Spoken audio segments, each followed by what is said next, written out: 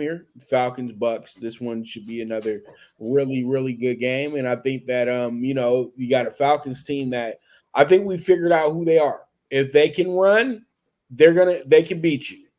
If they can't, if they got to have Desmond Ritter beat you, it's not going to happen. Desmond Ritter threw for over 300 yards and still only supplied 16 points for this team and had three interceptions, got sacked three times. He had two touchdowns, some good production. But it's like when a point guard scores over 40 and he's a passing point guard, Jeff, you know what I mean? And that means my point guard scored way too many points. And since he scored way too many points, we're not going to win this game because he had to do too much. I much rather have him facilitate, manage the team, manage what's going on over here. And, pretty much that's exactly what happened to the Falcons on Sunday. They outgained the Commanders. They did a great job, but they did it in a fashion that they're not used to. They're used to beating you with the run game, and they weren't able to do that on Sunday. So pretty much what happens is that Desmond Ritter has to do a lot of things that he's not used to doing. And Bijan Robinson, when you can hold him to 43 yards on the ground, that's a problem, Jeff. And he got 14 touches as well, too. But he got his catches and he got his yards through that. But you got to get more Bijan Robinson. Bijan Robinson has to have that ball 60 to 70% of the time for your team to really, really be good. Or you have to throw him in there as a decoy on some things. We figured out that when Bijan has a big game, they have a big game. And when Bijan has an average game or whatever game, they have an average or whatever game that usually results in a loss.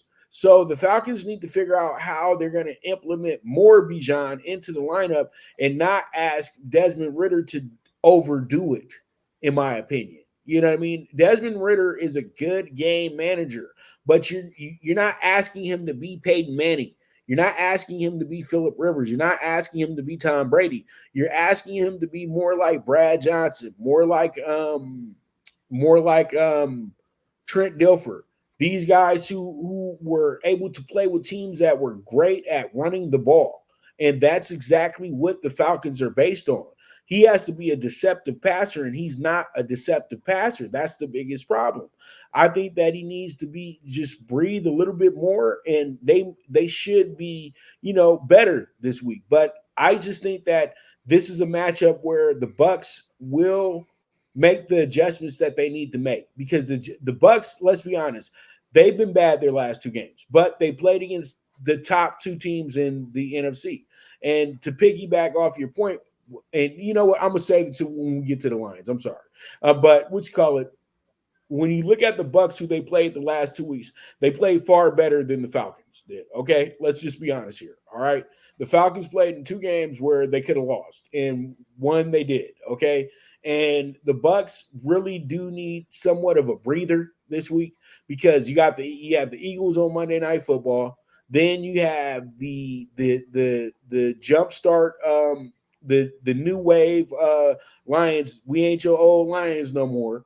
You know what I mean? And Jeff, I know that I don't know if I told you this or Sunday, if I talked to you this week, I can't remember, but why did it look like a 1989 CBS game, the Detroit Bucks game? Just and it played out like one too, because the Bucks would just sit there and get whooped on an afternoon game by the Lions the same exact way. And the Bucks used to be that exact team, scoring no touchdowns, kicking a whole bunch of field goals, losing by 14. That's the team I remember in the orange jerseys, brother. That's definitely the team I remember. So that was damn near, that wasn't almost a flash, that was damn near a time machine moment.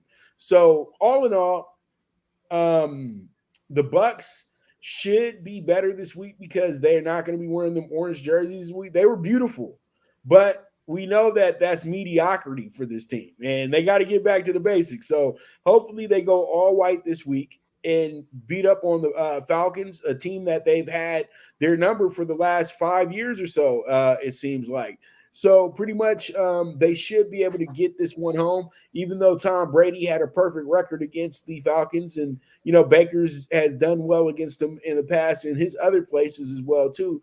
But I truly do feel that what happens here is that the Bucks get themselves a good win because they have a better defense, and they have the type of defense that can shut down what the Falcons are doing. The Falcons have showed us that if the run game's not going, they're not going to score many points. But this team hasn't even dropped 30 points on the season yet. So, this really feeds into the Bucs' ego a little bit of a gimme game in a sense, even though the line says that it's a 50-50 shot, because the NFC South is very unpredictable. But I still think the Bucs have way too much for them coming here, and it's a Bucs home game. They got to make sure that they don't get swept out at home.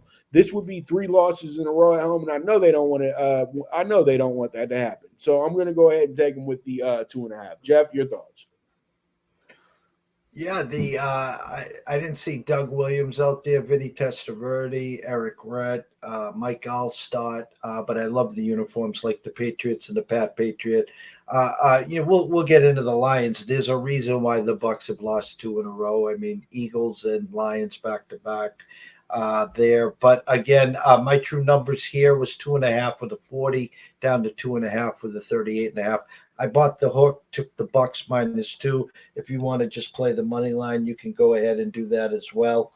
I like the Bucs in this spot. I think they'll be able to slow the run game down, keep Robinson in check, and then again not allow Drake London or Pitt scored last week, so maybe he's starting to get more into the fold or not. But give me the Bucs to stop the bleeding.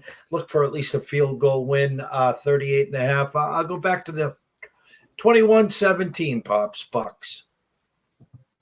All right. So we're going to go ahead and we're going to take our first commercial break. And when we get back, we're going to jump into some more late games as well, too. So you guys stay tuned. This is the NFL Bet Exchange with your host, the one and only Pop DiBiase, the primetime capper, and the Don